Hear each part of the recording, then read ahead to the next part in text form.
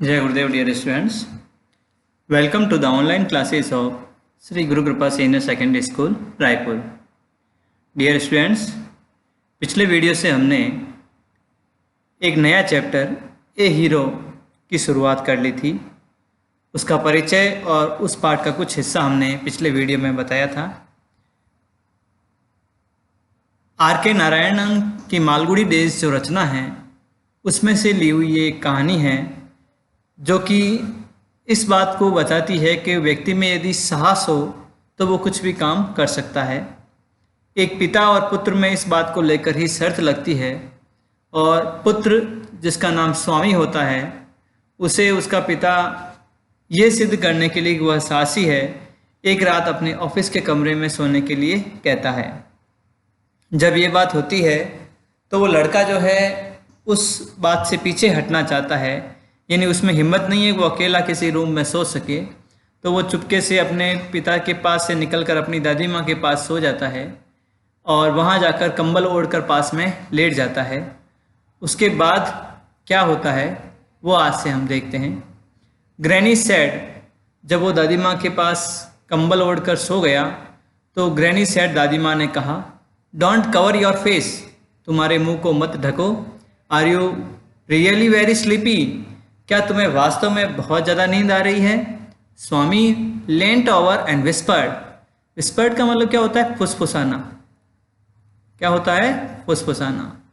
Lent over यानी झुका, स्वामी यानी अपनी दादी की ओर थोड़ा सा झुका. एंड विस्पर्ड और फुसफुसाया यानी उसके कानों में धीरे से कहा, प्लीज प्लीज शट अप, चुप रहिए, कृपया कृपया चुप रहिए ग्रैनी दादी माँ. डोंट टॉक टू मी, मेरे से बात मत कीजिए. And don't let anyone call मी, और न ही किसी को मुझे पुकारने दीजिए. Even if the house is on fire, भले ये मकान, इस मकान में आग क्यों ना लग जाए. हाउस इज ऑन फायर यानी मकान में आग लगना. यानी वो तो अपनी दादी से क्या करा, मुझे बिल्कुल भी मत उठाना, किसी को मेरे आवाज़ मत देने देना, चाहे मकान में भले आग ही लग जाए. If I don't sleep at once, यदि मैं अभी नहीं सोता हूँ, एट वंस का मतलब होता है तुरंत, उसी समय. यदि मैं इसी समय नहीं सोता हूँ, आई शैल परहैप्स डाई, शायद मैं मर जाऊँगा. ही टर्न्ड ओवर, वह मुड़ा, करवट बदली उसने. कर्ल यानी सिकोड़ना अपने आप को. छोटे बच्चे अपने आप को डर के मारे या सर्दी के मारे कैसे सिकुड़ कर सो जाते हैं वैसे. स्नॉर्ड अंडर द ब्लैंकेट, स्नॉर्ड यानी खराटे भरने लगा. अंडर द ब्लैंकेट, कंबल के अंदर से. टिल ही फाउंड, जब तक कि उसे ऐसा नहीं लगा, इस ब्लैंकेट पुल्ड अवे, कि उसकी कंबल को खींच लिया गया है. यानी चुपचाप अपने सिर पर कंबल ओढ़ के और जोर जोर से खराटे भरने लगा. तभी उसके पिताजी आए और पिताजी ने उसके जो कंबल से शरीर ढका हुआ था उसको वहाँ से हटा दिया, कंबल को. Father was standing over him, अब पिताजी वहाँ पहुँच गए और वो उसके सामने खड़े थे. स्वामी गेट अप, स्वामी उठो. ही सेड, उसने कहा. He looked like an apparition. Apparition किसको बोलते हैं? भूत को. पिशाच, भूत, प्रेत, उसको क्या बोलते हैं? एप्रिसन. यानी अब स्वामी को अपने पिताजी कैसे लग रहे थे? एक भूत की तरह लग रहे थे. In the semi darkness of the passage. भूत की तरह क्यों लग रहे थे? क्योंकि सेमी डार्कनेस यानी हल्का सा अंधेरा था, यानी थोड़ा सा उजाला और थोड़ा सा अंधेरा था. ऑफ द पैसेज, उस गलियारे में, यानी गलियारे का जो भाग था जिसमें अंधेरा हो रहा था, उस समय उसके पिताजी उस अंधेरे भाग में खड़े थे.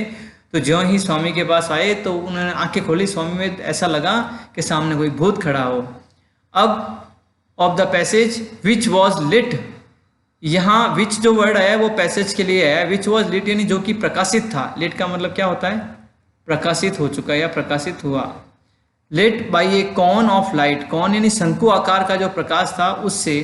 Reaching from the hall lamp, जो कहाँ से आ रही थी? हॉल का एक लैंप लगा हुआ था, लाइट का लैंप था, उससे शंकु आकार की लाइट जो है या वो प्रकाश वहाँ पहुँच रहा था. Swami stayed and groaned as if in sleep. Stayed यानी थोड़ा सा हिला डुला, ज़्यादा नहीं, हल्का सा हिला डुला.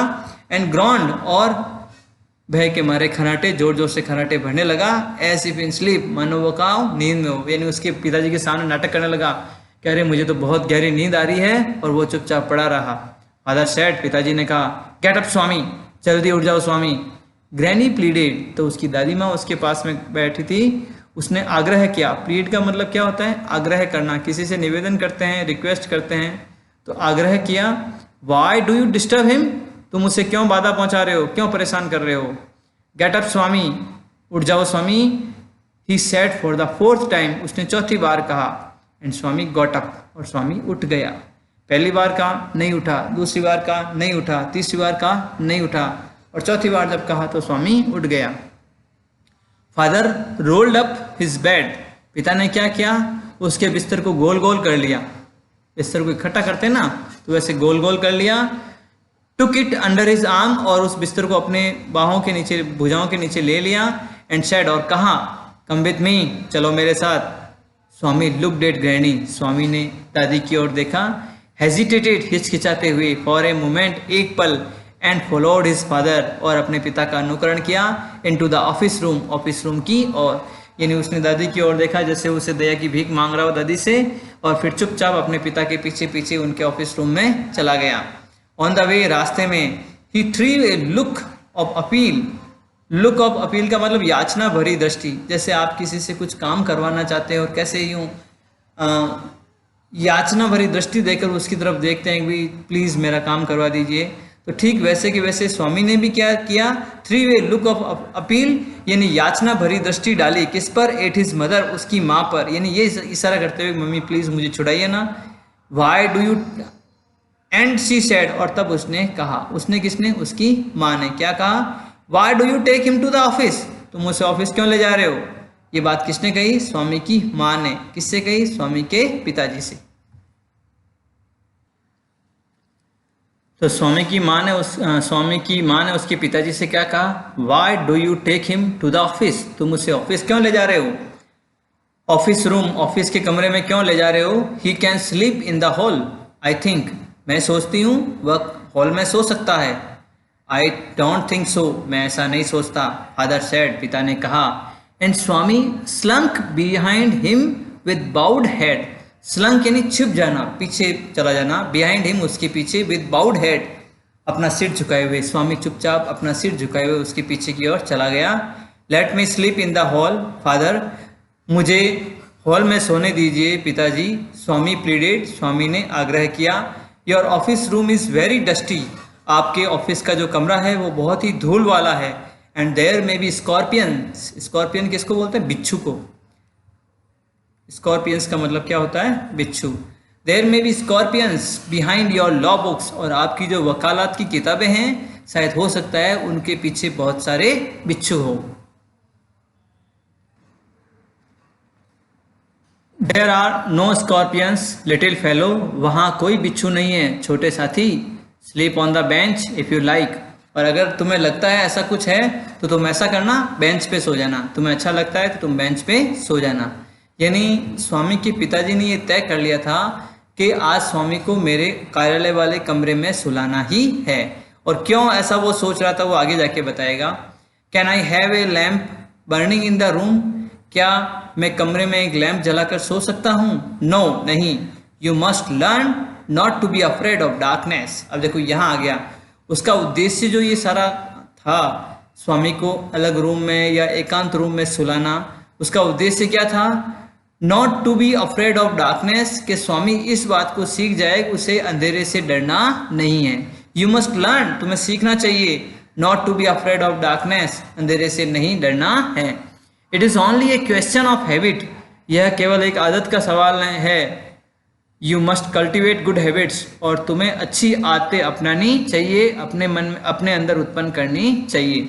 कल्टिवेट यानी विकसित करना, उत्पन्न करना। तो वो स्वामी में इस बात को, इस आदत को विकसित करना चाहता है कि वो अंधेरे से बिल्कुल भी नहीं डरे। तो स्वामी और क्या मांग रखता है? Will you at least leave the door open, कम से कम एक दरवाज़ा तो खुला छोड़ देना। ऑल राइट, बिल्कुल ठीक। बट प्रॉमिस, लेकिन वादा करो, you will not roll up your bed, तुम अपने बिस्तर को गोलमोल नहीं करोगे। And go to your granny's side at night, और अपनी दादी माँ के पास जाकर नहीं सोओगे। यानी उसके पिता को क्या वहम था कि जब वो वहाँ से चले जाएंगे, अगर वो दरवाज़ा खुला रखते हैं तो स्वामी क्या करेगा? चुपचाप से अपना बिस्तर उठाएगा, उसको गोलमोल करके अपने पास रखेगा और सीधा दादी के पास जाकर सो जाएगा।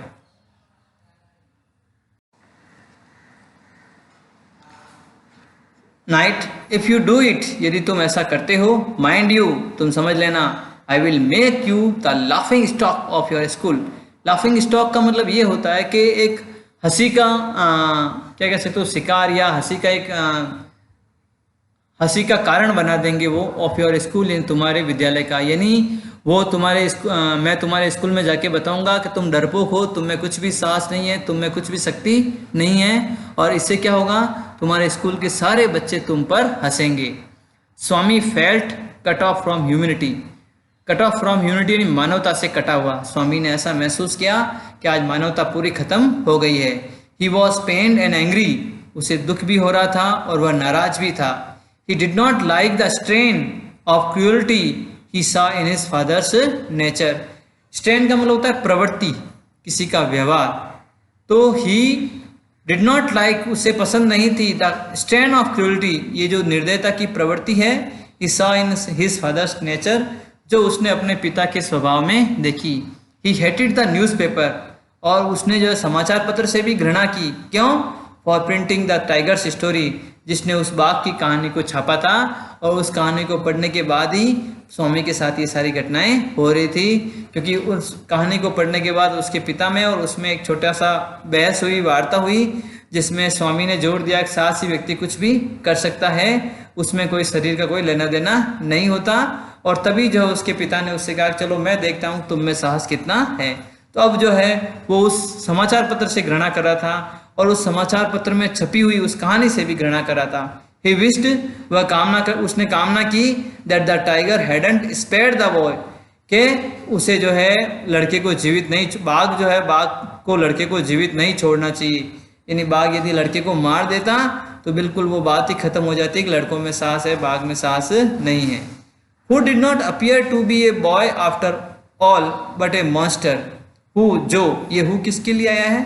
यहाँ जो बॉय आया ना, लड़का, जिसकी कहानी उस अखबार में छपी थी, तो उसके लिए आया हु, यानी वो लड़का did not appear to be a boy, अब उसे एक लड़के के रूप में नहीं लग रहा था, after all but A monster, एक राक्षस के रूप में, पिशाच के रूप में लग रहा था। यानी जिस लड़के की कहानी उस अखबार में उसके पिताजी ने पढ़ी, तो पहले तो उसने कहा कि लड़का साहसी था, लेकिन अब उसके कारण से उस पर जो बीत रही थी, तो उसे ऐसा लग रहा था वो कोई पिशाच था, कोई राक्षस था, जिसके कारण से मैं परेशान हो रहा हूं। As the night advance, advance का मतलब क्या होता है? आगे गति करना, आगे चलना। यानी जैसे जैसे रात बीतती गई, जैसे जैसे रात आगे गति करती गई, and the silence in the house depend, और घर में जो शांति थी वो धीरे धीरे गहरी होती गई। यानी कहीं से भी कोई आवाज़ नहीं आ रही थी, बिल्कुल शांति थी। हिज हार्ट बीट फास्टर, उसके हृदय की गति जो है तेज गति। यहाँ हिज किसके लिए आया है? स्वामी के लिए। यानी स्वामी के हृदय की गति तेज हो गई थी। He remembered all the stories of devils and ghost he had heard in his life. अब क्या हुआ? He remembered all the stories, उसे अब सारी कहानियां याद आने लगी। कौन सी कहानियां? ऑफ डेविल्स एंड गोस्ट, राक्षसों की और भूतों की। ही had heard in his life, जो कि उसने अपने जीवन में सुनी थी। यानी बिल्कुल घना अंधेरा था, अब चुपचाप चारों तरफ शांति थी, हल्का सा प्रकाश, बिल्कुल हल्का सा प्रकाश आ रहा था उसके कमरे में।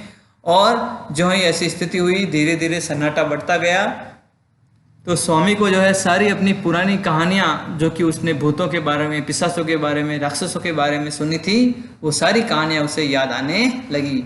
हाउ ऑफन हैड हिज चम, यहाँ चम का मतलब होता है, ये फ्रेंड का सिनोनिम है। चम किसका सिनोनिम है? फ्रेंड का। चाहे तो आप चम लिख सकते हो, चाहे फ्रेंड। तो ऑफन हैड हिज चम मानी, ये नाम है, यानी कितने, हाउ ऑफन यानी कितनी बार ही, हैड हिज चम मनी, उसके मित्र मनी ने, सीन द डेविल, भूत को देखा था, राक्षस को देखा था, इन द बनियान ट्री, बनियान वट वृक्ष के पेड़ को बोलते हैं। किसके वृक्ष को? वट वृक्ष। वट वृक्ष किसको कहा जाता है? बनियान ट्री, जिसे बड़ला कहते हैं ना सामान्य भाषा में, वो। तो उस वट के पेड़ के नीचे उसने जो राक्षस देखा था, कई बार उसके मित्र ने राक्षस देखा था। एट हिज स्ट्रीट एंड, और वो वट का पेड़ कहाँ है? उसकी गली के अंत में। And what about poor Munisami's father, और उस बेचारे मुनिसामी के पिताजी के बारे में, हु स्पैट आउट ब्लड, जो कि जिसने खून की उल्टी कर दी थी। स्पैट आउट का मतलब थूकना या उल्टी करना, ब्लड यानी रक्त की, बिकॉज क्योंकि the devil near the reverse, जो रिवर्स एज का मतलब क्या होता है, किनारा, तो नदी के किनारे के पास जो राक्षस था उसने क्या किया था, स्लैप्ड हिज चीक, उसके गालों पर थप्पड़ मारा था। When he was returning home let one night, जब वह रात्रि में एक रात को देरी से आ रहा था। यानी मुनिसामीस के फादर जो थे वो एक बार रात्रि में घर देरी से आ रहे थे, और जो नदी का किनारा था वहाँ पर एक कोई भूत रहता था। उस भूत ने उसके गाल पर जोरदार तमाचा झड़ा, जिसके कारण जब वह घर पहुंचे तो उसने खोल की उल्टियाँ होने लगी। And so on his thoughts continue, और इसी प्रकार से आगे उसके विचार आते रहे। यानी एक के बाद दूसरे के बाद तीसरी, इसी प्रकार की भूतों की कहानियाँ, भूतों के किस्से स्वामी के दिमाग में आते गए। ही वॉज फेंट विथ फियर, फेंट का मतलब पीला पड़ना, बिल्कुल निस्तेज हो जाना, उसकी तेज मतलब चमक चले जाना। तो वह फीका पड़ चुका था, विथ फियर, डर के मारे, कहते हैं ना डर के मारे जो है एकदम फीका पड़ जाना। ए रे ऑफ लाइट, प्रकाश की एक किरण, फ्रॉम द स्ट्रीट लैम्प, गली के लैम्प से, stayed in the cast shadow on the wall, दीवार पर जो है परछाई डाल रही थी। थ्रू द स्टिलनेस, शांति से, all kind of noises rich his years, सभी प्रकार की, यानी जैसे जैसे शांति बढ़ रही थी उस शांति के अंदर से सभी प्रकार के जो आवाज़ें हिज ईयर्स, उनके कानों तक, रीच हिज ईयर्स, उसके कानों तक पहुंच रही थी। किसके कानों तक, स्वामी के। आप ये देखते होंगे जब रात्रि में बिल्कुल शांति होती है, चारों तरफ कोई शोरगुल नहीं होता है, घना अंधकार होता है, तो हमारा ध्यान अनायास ही बहुत छोटी छोटी आवाज़ों पर चला जाता है, और बहुत दूर से भी कोई छोटी सी आवाज़ आ रही है उसको भी हमारे कान सुन लेते हैं। क्यों? क्योंकि बीच की सारी बाधाएं वहाँ से हट जाती है, या दूसरा जो वॉइस पॉल्यूशन है वो खत्म हो जाता है। थ्रू द स्टिलनेस, इस शांति से, ऑल काइंड ऑफ नॉइजेज, ये हो गया, Russell of trees, ticking of the clock. अब कौन कौन सी आवाज़ आ रही थी, देखो, टिकिंग ऑफ द क्लॉक, जो घड़ी की टक टक की आवाज़ होती है वो, रसल ऑफ ट्रीज, पेड़ों के सरसराहट की आवाज़, स्नोरिंग साउंड, गुर्राने की आवाज़ें, खड़खड़ाहट की आवाज़ें, एंड सम वेग नाइट इंसेक्ट्स हमिंग, वेग यानी अस्पष्ट, वेग का मतलब क्या होता है, अस्पष्ट, जो हम पहचान नहीं पाए। नाइट इंसेक्ट हमिंग, रात्रि के जो कीट थे उनके हम की आवाज़ें, जिसका हमें पता ही नहीं चलता कि किस पक्षी की आवाज़ है। He covered himself with the blanket, उसने अपने आप को कंबल से ढक दिया। As if, मानो, it were an armor, जैसे कि यह कोई रक्षा कवच हो। आर्मर का मतलब क्या होता है, कवच, यानी जैसे कि मान लो ये कवच, ये कंबल कोई कवच है जो कि उसको मुसीबतों से बचा सकता है। कवर्ड हिमसेल्फ सो कम्प्लीटली, अपने आप को इतना ज़्यादा कवर कर लिया, that he could hardly breathe, जिससे कि वह बड़ी मुश्किल से सांस ले पा रहा था। Every moment he expected the devils to come up, प्रत्येक क्षण ये विश्वास कर रहा, ये सोच रहा था कि डेविल या राक्षस उसकी ओर आएंगे। And clutch at his throat, और कैरी हिम अवे, क्लच यानी जोर से पकड़ लेंगे, एट हिज थ्रॉट, उसके गले को, और कैरी हिम अवे, और उसको यहाँ से दूर ले जाएंगे। There was the instant of his old friend, ऐसी ही एक उदाहरण उसके पुराने मित्र का है। इन द 4th क्लास, जो कि 4th क्लास में था, वो सडनली डिसअपियर्ड, जो अचानक से गायब हो गया।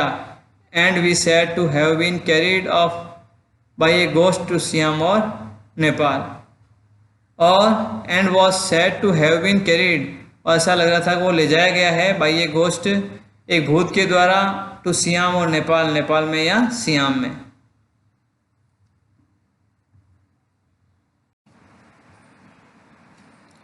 तो Swami instead of his old friend, his 4th class, who suddenly disappeared and was said to have been carried off by a ghost to SIAM और नेपाल। तो उसे 4th क्लास के उस बच्चे की कहानी भी याद आई, अपने मित्र की कहानी भी याद आई, जो कि अचानक से गायब हो गया था, और ऐसा कहा जाने लगा कि उसे जो है किसी भूत के द्वारा सियाम और नेपाल ले जाया जा चुका था। Swami hurriedly got up and spread his bed under the bench, Swami जल्दी से उठा और अपने बिस्तर को जो है उस बेंच के नीचे फैला दिया। एंड क्राउच्ड देयर, और वहाँ सिकुड़ कर लेट गया। It seemed to be a much safer place, वो वहाँ इसलिए सो गया क्योंकि उसे ऐसा लगा कि ये थोड़ा सुरक्षित स्थान है। मोर कम्पैक्ट ज़्यादा दृढ़, मजबूत एंड रीअश्योरिंग और आश्वस्त करने वाला। यानी एक तो सुरक्षित था, एक मजबूत था और एक उसे आश्वस्त करने वाला था। यानी उस स्थान पर बैठकर उसे ऐसा लग रहा था, सोकर उसे ऐसा लग रहा था अब उसका कुछ भी नहीं होगा। He shut his eyes tight and encased himself in his blanket. He shut his eyes tight. उसने अपनी आंखों को बिल्कुल तीव्रता से, कठोरता से बंद कर लिया।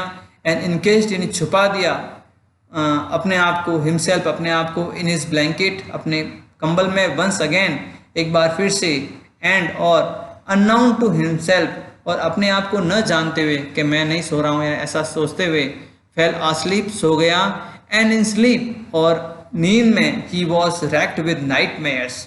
रैक्ड यानी पीड़ित किया जाना, परेशान किया जाना, और नींद में उसे जो है सपनों के द्वारा परेशान किया गया, बुरे सपनों के द्वारा परेशान किया गया। अब वो बुरा स्वप्न कौन से थे? जैसे ए टाइगर वॉज चेसिंग हिम, कि एक बाघ जो है उसका पीछा कर रहा था। चेस का मतलब क्या होता है? पीछा करना। एक बाघ उसका पीछा कर रहा था। His feet stuck to the ground, उसके पैर जो है, स्टक यानी चिपकना, कहाँ चिपक गए थे? मैदान में। उसके पैर जो है मैदान में चिपक गए थे। He desperately tried to escape, desperate यानी हताशा पूर्वक, बहुत ज़्यादा हताश होकर उसने ट्राइड टू एस्केप, बचने का प्रयास किया। एस्केप का मतलब क्या होता है? बचकर निकलना। तो बचकर निकलने के लिए क्या किया? उसने प्रयास किया। But his feet would not move, लेकिन उसके पैर जो है नहीं चले।